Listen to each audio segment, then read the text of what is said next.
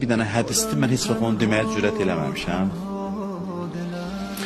O hədis dinləyəcən səhv başa düşülüb.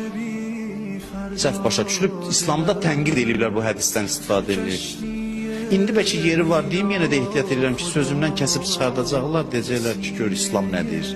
Amma bu bəhsin içində bunu izah eləmək olur ki, bu hədisin mahiyyəti nədir? Deyir, əgər Allahdan qeyrisinə Peyğəmbər buyurur, səcdə eləmək icazəsi olsaydı qadınlara deyərdim, həyat yoldaşlarına səcdə eləsinlər.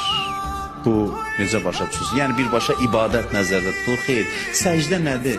Səcdə təvazökarlığın ən ali ifadəsidir. Təvazökarlığın ən ali ifadəsi səcdədir.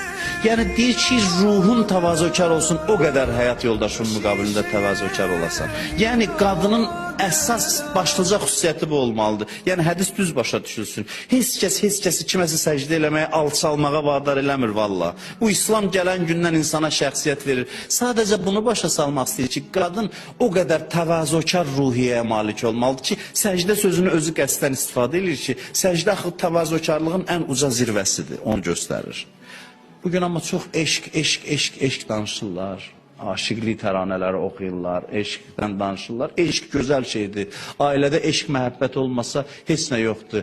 Amma məhəbbət fərqli şəkildə ifadə olunur. Biri itaət şəklində ifadə edilir, bir də mərhəmət şəklində məhəbbəti ifadə edilir. Bunları itaəti vurmaq üçün hərdən məhəbbəti qavardırlar. Kişi və qadın eynidir, bərabər hüquqludur. Bəli, qadın və kişinin hüquqları bərabərdir, amma eyni deyil. Fərqlidir. Çünki bunlar zaten fərqli varlıqlardır.